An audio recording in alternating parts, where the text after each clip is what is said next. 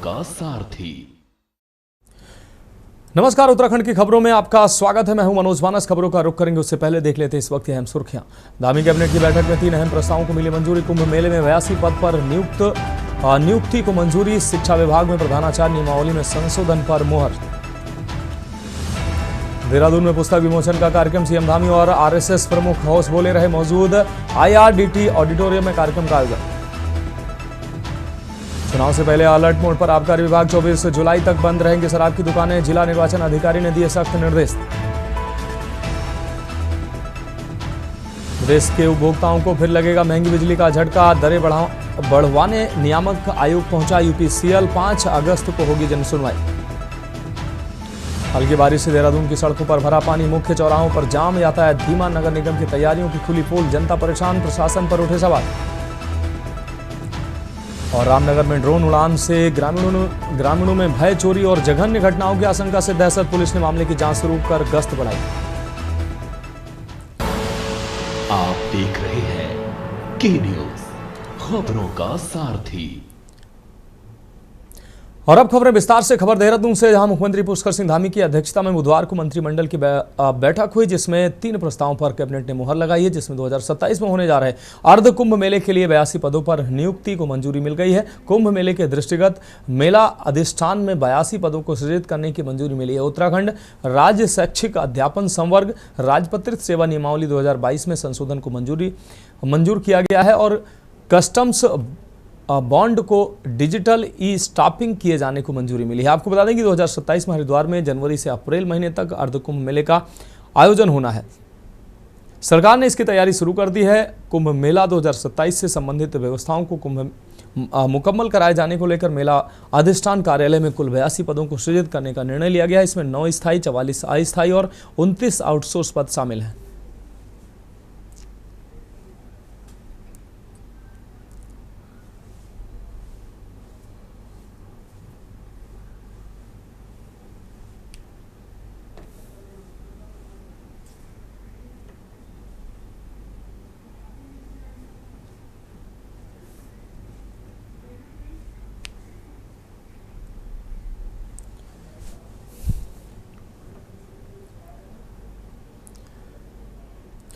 अगली खबर हरिद्वार से, जहां कांवड़ मेले के सफल समापन के बाद जिला प्रशासन ने मंगलवार को हर की पौड़ी पर गंगा पूजन कर मां गंगा के चरणों में आभार अर्पित किया है। जिलाधिकारी मयूर दीक्षित और वरिष्ठ पुलिस अधीक्षक प्रवीण सिंह डोभाल समेत प्रशासनिक टीम ने मेले की सफलता को टीम वर्क और जनसहयोग का परिणाम बताया। गंगा पूजन के बाद अधिकारीगण भगवान शिव की ससुराल कहे जाने वाले लक्षेश्वर महादेव मंदिर पहुंचे और जहां उन्होंने जलाभिषेक कर बाबा भोलेनाथ का आशीर्वाद लिया। डीएम और एसएसपी ने कहा कि इस बार कांवड़ मेला शांतिपूर्ण और व्यवस्थित रूप से संपन्न हुआ, जिसका श्रेय जनता, शिव भक्तों और प्रशासनिक टीम के बेहतर समन्वय को जाता है। उन्होंने सहयोग के लिए सभी विभागों, स्वयंसेवी संस्थाओं और श्रद्धालुओं का भी धन्यवाद जताया।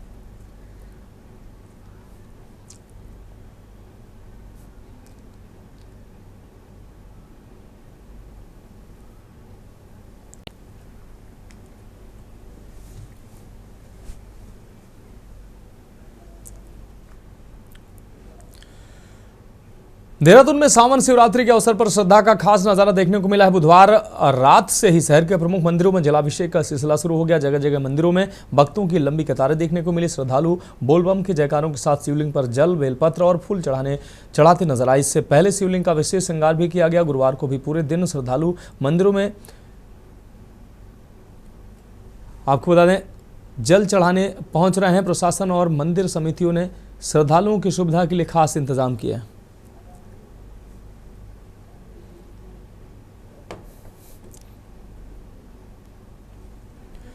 तो बुधवार को भी जगह जगह मंदिरों में जलाभिषेक जारी रहा। मंदिरों में बड़ी संख्या में श्रद्धालुओं का तांता देखने को मिला। हम लोग आज सावन मास के महीने में जलाभिषेक करते हैं। हरिद्वार की बॉडी से जल रहा है और श्री भोलेनाथ को यहाँ हनुमान मंदिर में श्री भोलेनाथ को हमने जल चढ़ाया है और हम सभी हर्षोल्लास के साथ सावन महीने में कांवड़ यात्रा करते हैं। और आज शिवरात्रि को जो भोले शंकर को जल चढ़ाया, उसी आस्था से जिस तरह हम बद्रीनाथ, केदारनाथ, यमुनोत्री, गंगोत्री चारों धाम में आस्था रखते हैं, उसी प्रकार हमारी ये आस्था है। जिस प्रकार देहरादून नगरी में टपकेश्वर महादेव को आज वो है, उसी प्रकार यहाँ पर जलाभिषेक किया जा रहा है। अभिषेक पाठ किया गया। हमने कांवड़ यात्रा श्री एकादश मुखी हनुमान मंदिर से कांवड़ यात्रा का आयोजन किया। तदुपरांत हमने यहाँ पर रुद्राभिषेक का आयोजन किया। इसके बाद भंडारे का आयोजन किया गया है। हमारी कांवड़ यात्रा का एक ही मकसद था कि शांति पूर्वक बगैर किसी हुड़दंग के पूरे सौहार्द के साथ में ये यात्रा निकाली जाए। बढ़ेगा अगली खबर की ओर। खबर रुद्रप्रयाग से है, जहां सावन शिवरात्रि के पावन अवसर पर श्री केदारनाथ धाम में श्रद्धा और आस्था का अनोखा संगम देखने को मिला है। श्री बद्रीनाथ केदारनाथ मंदिर समिति के अध्यक्ष हेमंत द्विवेदी ने देश विदेश से पहुंचे श्रद्धालुओं को सावन शिवरात्रि की शुभकामनाएं दी। धाम के कपाट खुलने से लेकर अब तक करीब 14.25 लाख श्रद्धालु भगवान केदारनाथ के दर्शन कर पुण्य अर्जित कर चुके हैं। आज सावन शिवरात्रि के दिन बाबा केदार के दर्शन हेतु भारी संख्या में श्रद्धालु धाम पहुंचे। इस विशेष अवसर पर श्री केदारनाथ मंदिर को 8 क्विंटल फूलों से भव्य रूप से सजाया गया, जिसमें दानी दाताओं का योगदान सराहनीय रहा। 25 जुलाई से मंदिर परिसर में महाशिवपुराण कथा का आयोजन भी आरंभ होने जा रहा है, जिसके लिए तैयारियां अंतिम चरण में है। भक्तों ने बाबा केदारनाथ का जलाभिषेक और दुग्धाभिषेक कर पुण्य अर्जित किया।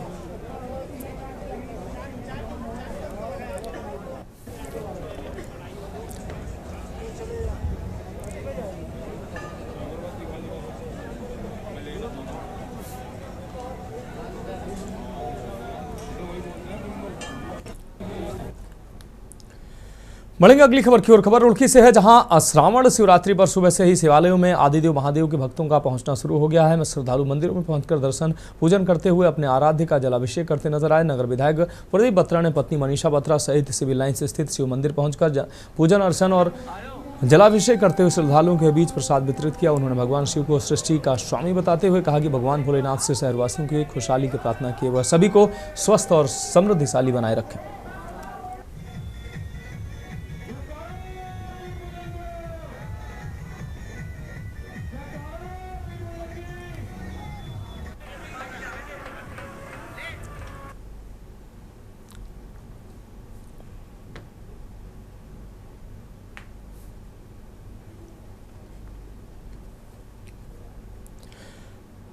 हरिद्वार में महाशिवरात्रि के साथ ही 13 दिन तक चला कांवड़ मेला बुधवार को शांतिपूर्ण ढंग से संपन्न हो गया। इस बार मेला ऐतिहासिक रहा, जिसमें 4.5 करोड़ से अधिक श्रद्धालु हरिद्वार पहुंचे। मेले के सफल आयोजन पर जिलाधिकारी मयूर दीक्षित और एसएसपी प्रमेंद्र सिंह डोभाल ने प्रशासनिक अधिकारियों के साथ हर की पैड़ी से गंगा जल भरकर दक्षेश्वर महादेव मंदिर में जलाभिषेक कर आभार जताया। प्रशासन ने इसे अपने लिए सीख और अनुभवों का पर्व बताया, जिसका लाभ आने वाले आयोजनों में लिया जाएगा।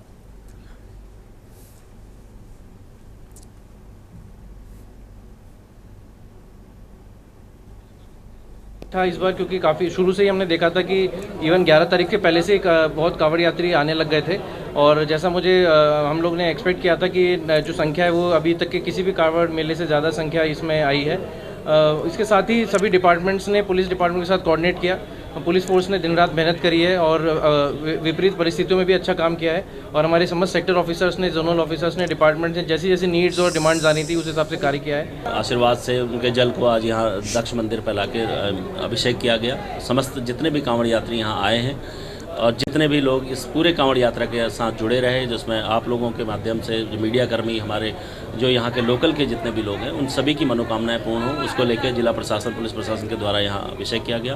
पिछले 14-15 दिन काफ़ी ज़्यादा चैलेंजिंग थे, लेकिन जिस तरीके से लोगों का उत्साह देखने को मिला, जिस तरीके से लोग करोड़ों की संख्या में यहाँ आए और बहुत ही डिसिप्लिन से लोगों ने अपने जल को उठा के अपने अपने गंतव्य स्थलों पर वो किया। मैं इसमें सभी का धन्यवाद देता हूँ। मैं माननीय मुख्यमंत्री जी को बहुत धन्यवाद देता हूँ।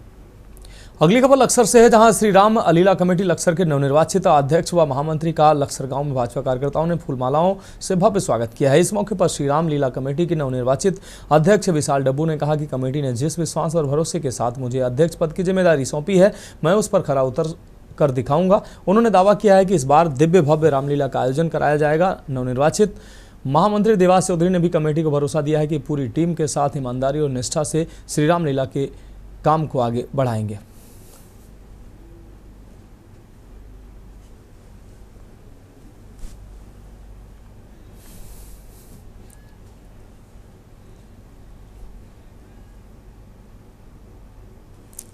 मैं 2020 में कोरोना काल में भी रामलीला की मुझे जिम्मेदारी मिली थी अध्यक्ष की। उस टाइम भी मैंने पूरी टीम को लेकर बखूबी रामलीला का मंचन कराया गया था। लेकिन इस बार सभी कमेटी ने एकमुश्त होकर मुझे पुनः निर्विरोध इसका प्रधान बनाया है, जिसे मैं सभी टीम को, पुराने और सभी नए साथियों को साथ में लेकर इस जिम्मेदारी को पूर्णतः निभाऊंगा।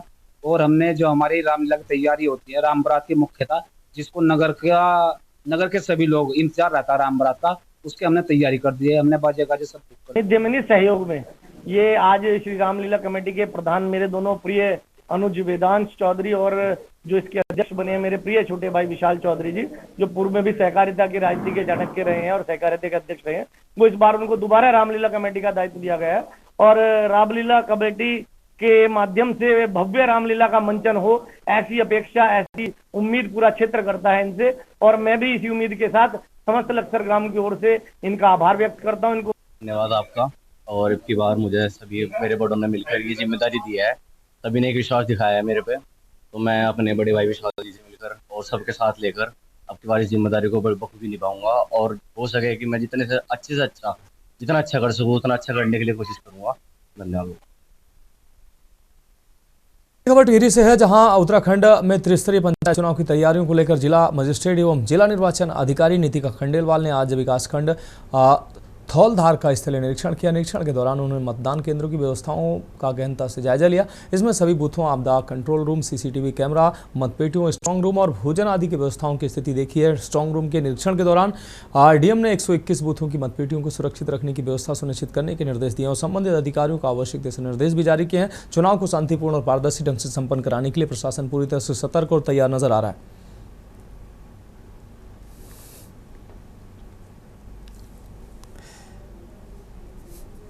कि पंचायत चुनाव हमारे आ ही गए हैं। हमारा कल 24 जुलाई को फर्स्ट फेज़ का मतदान है। तो थौलधार ब्लॉक में हमारी 121 पोलिंग पार्टियां हैं जो टाइम से मूव कर गई हैं, सब अपने अपने पोलिंग स्टेशन पहुंच गई हैं। यहाँ खुद ब्लॉक के आसपास भी 2 स्कूल्स हैं, 2 मतदान केंद्र हैं, जिसका मेरे द्वारा निरीक्षण किया गया। मोस्ट इम्पॉर्टेंटली जो स्ट्रांग रूम होता है उसका भी निरीक्षण किया गया। यहाँ पे जितने भी हमारे पर्सनल्स थे उनसे वार्ता की गई। जो यह खाना था, खाने की गुणवत्ता भी चेक की गई, जो कि दिया जा रहा है, क्योंकि चुनाव में सबसे बड़ी चीज़ यही होती है कि जो इतने कार्मिक हमारे लगे होते हैं उनको टाइम से खाना मिले और अच्छा खाना मिले। तो भली भांति सारी पार्टीज मूव कर गई हैं। कल वोटिंग का दिन है और हम आशा करते हैं कि शांतिपूर्वक ये चुनाव संपन्न हो जाएगा। बढ़ेंगे अगली खबर की ओर। खबर खटीमा से है। खटीमा में त्रिस्तरीय पंचायत चुनाव के तहत मतदान पेटियों को रवाना किया गया है। आपको बता दें, इस मौके पर जिलाधिकारी नितिन सिंह भदौरिया और वरिष्ठ पुलिस अधीक्षक मणिकांत मिश्रा ने खटीमा मंडी में स्ट्रांग रूम और रवानगी स्थल का निरीक्षण किया है। डीएम ने अधिकारियों को शांतिपूर्ण और निष्पक्ष मतदान सुनिश्चित करने के निर्देश दिए। उन्होंने कहा कि सभी मतदान अधिकारी समय से बूथ पर पहुंचे, पूरी तैयारी सुनिश्चित करें और मतदान स्थल पर ही रात्रि प्रवास करें। वहीं एसएसपी ने बताया कि सुरक्षा बल मतदान पेटियों के साथ मौजूद रहेंगे। आरओ आनंद सिंह नेगी ने बताया कि खटीमा ब्लॉक से 248 मतदान पार्टियां 69 बसों के जरिए रवाना की गई हैं, जबकि 25 पार्टियों को रिजर्व में रखा गया।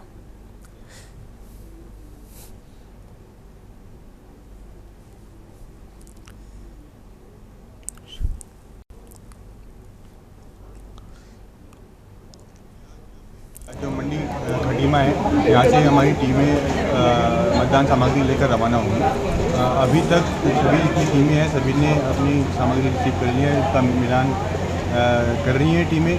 और जिन किसी कर्मचारी को कोई प्रॉब्लम है तो या कोई स्वास्थ्य संबंधी कारण है, उसमें रिजर्व से हम जो है कार्मिकों को लगा रहे हैं। उससे जो है टीमें रवाना हो जाएंगी और कल मुझे पूर्ण विश्वास है कि शांतिपूर्वक मतदान संपन्न होगा।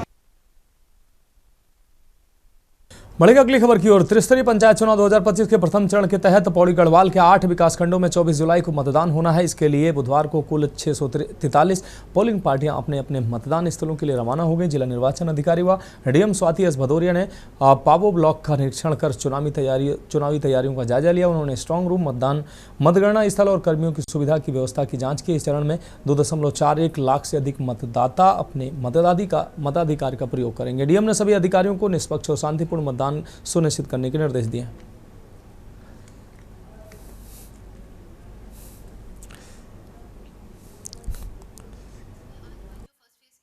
जितनी पोलिंग पार्टीज हैं वो विभिन्न जो हमारे 8 ब्लॉक्स हैं वहाँ से अपने गंतव्य स्थान को ऑलरेडी प्रस्थान कर चुकी हैं और सभी कुछ सुचारू रूप से चल रहा है। इसकी रिपोर्ट भी आयोग को भेजी जा चुकी है उनके डिस्पैच की।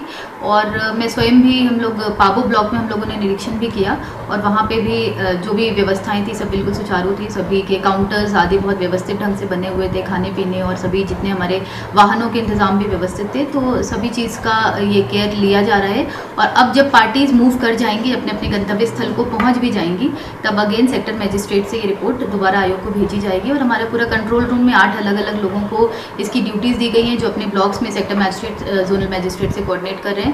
साथ में हमारे जो एसडीएम्स, नायब तहसीलदार, हमारी रेवेन्यू की पूरी टीम और बीडीओज आदि सभी लोग फील्ड पर ही हैं और पार्टीज को कोई भी दिक्कत ना हो इसको इंश्योर किया जा रहा है।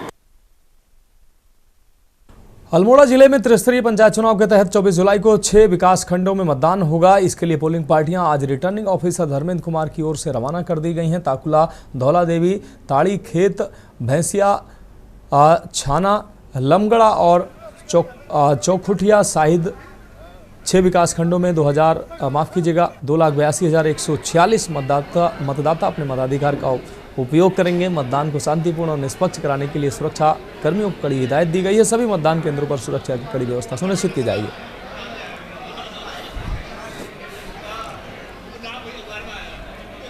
तैयारियां तो पूरी हो चुकी है हमारी। आज जो कल 24 तारीख इलेक्शन होने वोटिंग होनी है उसके लिए आज 649 ब्लॉकों में हमारे जिले का है। 649 पार्टियां रवाना होनी है। अभी हम लमगड़ा ब्लॉक में हैं तो यहाँ की टोटल 123 पार्टियां जो थी वो रवाना हो चुकी है। फिलहाल खबरों में वक्त एक अहम ब्रेक का, जल्द हाजिर होंगे। आप देख रहे हैं के न्यूज। ब्रेक के बाद उत्तराखंड की खबरों में एक बार फिर से आपका स्वागत है। बढ़ेंगे अगली खबर की ओर। बागेश्वर में 24 जुलाई को होने वाले त्रिस्तरीय पंचायत चुनाव को शांतिपूर्ण और निष्पक्ष ढंग से संपन्न कराने के लिए जिला प्रशासन सतर्क हो गया है। जिला निर्वाचन अधिकारी आशीष भटगाई के निर्देश पर आबकारी विभाग अलर्ट मोड पर है। जिले के तीनों विकास खंडों में आबकारी और पुलिस की संयुक्त टीमें जगह जगह चेकिंग अभियान चला रही है। चुनाव के मद्देनजर अवैध शराब की बिक्री रोकने के लिए जनपद की सभी देसी व विदेशी शराब की दुकानों को बंद करने के आदेश जारी कर दिए गए हैं।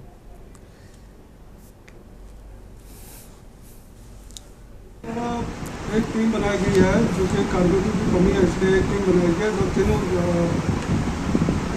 उसमें ब्लॉक में भ्रमण कर रही है।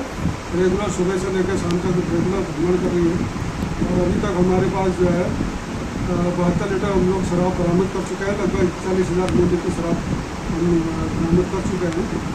रेगुलर रोड चेकिंग हो रही है और दबिश हो रही है।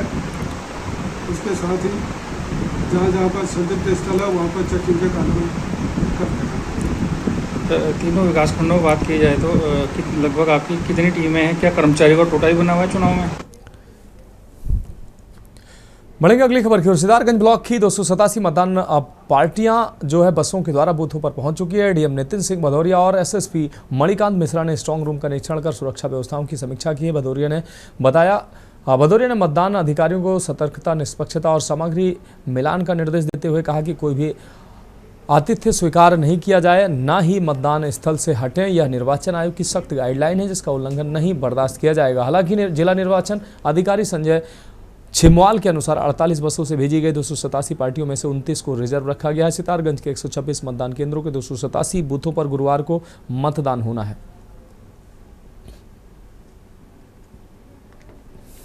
जैसा कि हम सभी जानते हैं कि पंचायत चुनाव हमारे आ ही गए हैं। हमारा कल 24 जुलाई को फर्स्ट फेज़ का मतदान है। तो थौलदार ब्लॉक में हमारी 121 पोलिंग पार्टियां हैं जो टाइम से मूव कर गई हैं। सब अपने अपने पोलिंग स्टेशन पहुंच गई हैं। यहाँ खुद ब्लॉक के आसपास भी 2 स्कूल्स हैं, 2 मतदान केंद्र हैं जिसका मेरे द्वारा निरीक्षण किया गया। मोस्ट इम्पॉर्टेंटली जो स्ट्रांग रूम होता है उसका भी निरीक्षण किया गया। यहाँ पे जितने भी हमारे पर्सनल्स थे उनसे वार्ता की गई। जो यह खाना था, खाने की गुणवत्ता भी चेक की गई जो कि दिया जा रहा है, क्योंकि चुनाव में सबसे बड़ी चीज़ यही होती है कि जो इतने कार्मिक हमारे लगे होते हैं उनको टाइम से खाना मिले और अच्छा खाना मिले।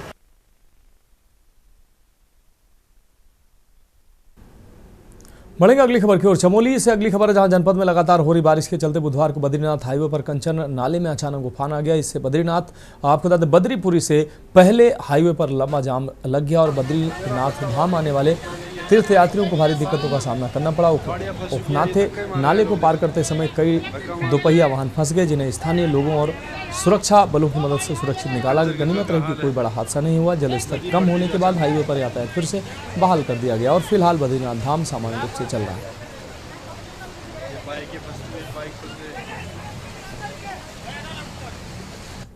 कंचनगंगा बड़ा मेरा बट्टा वाले की पूरी पड़ गई है, सारी गाड़ियाँ फंस चुकी है। ये धक्के मार रहे हैं लोग, देखो धक्का मारते हुए। कंचनगंगा का हाल है, नदी बढ़ती हुई अचानक।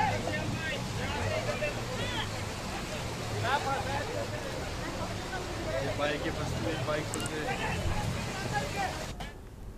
देहरादून में मंगलवार को हुई थोड़ी देर की बारिश ने नगर निगम की तैयारियों की पोल खोल दी है। शहर के कई मुख्य चौराहे और सड़कों पर जलभरा हो गया, जिससे यातायात बुरी तरह से प्रभावित हुआ और वाहन रेंगते नजर आए। जल जमाव के कारण आम जनता को भारी परेशानियों का सामना करना पड़ा। नगर निगम भले ही दावा करता है कि नालों की सफाई और जल निकासी की व्यवस्था दुरुस्त है, लेकिन हकीकत में बारिश ने सारी तैयारियों की कलई खोल दी है।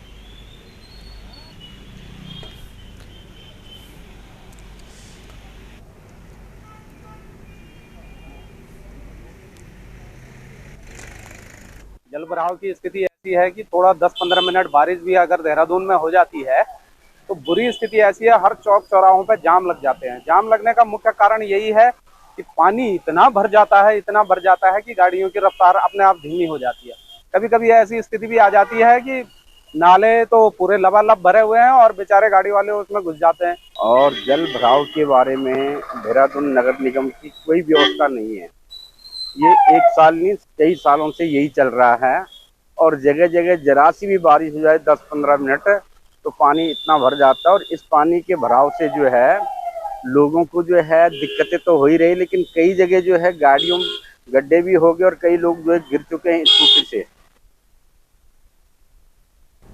बढ़ेंगे अगली खबर की ओर। रामनगर के कई ग्रामीण इलाकों में पिछले 2 दिन से रात में ड्रोन उड़ने से ग्रामीण भयभीत है। ग्रामीणों का कहना है कि ड्रोन के जरिए घरों की रेकी कर अपराधी चोरी और जघन्य घटनाओं को अंजाम दे सकते हैं। इस डर से ग्रामीण हाथों में डंडे लेकर रात भर पहरा दे रहे हैं। पुलिस ने जांच शुरू कर दी है और गश्त बढ़ाई है। ग्रामीणों ने सुरक्षा बढ़ाने की भी मांग की है।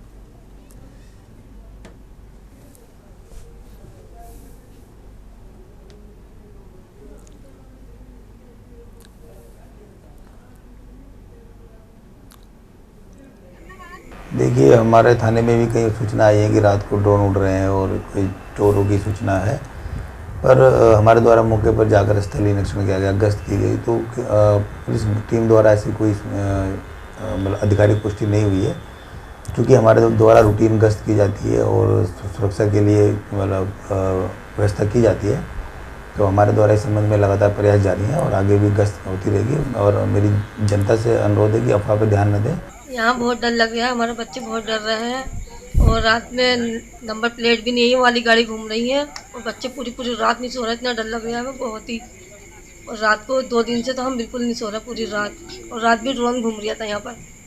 ये यहाँ पर ना ऐसी क्या कहता इतनी वो हो रहा ड्रोन घूमने तो 2 दिन से तो लगातार घूमते हैं यहाँ पर। और कल भी यहाँ पास में घूम रहे थे और बच्चे ले लेके पूरी रात भर हम लोग जगवा रहते हैं। डर जैसा लगता है फिर इंसानों को मार दे रहे। चोरी तो चोरी कर लो ना, फिर इंसानों को क्यों मार रहे, बच्चे को नहीं छोड़ रहे। फिलहाल उत्तराखंड की खबरों में अभी के लिए मेरे साथ इतना ही। मुझे दीजिए इजाजत और आगे आप देखिए के न्यूज इंडिया का विशेष कार्यक्रम मंथन हमारे प्रधान संपादक दुर्गेन्द्र चौहान जी के साथ। आप देख रहे हैं के न्यूज खबरों का साथ।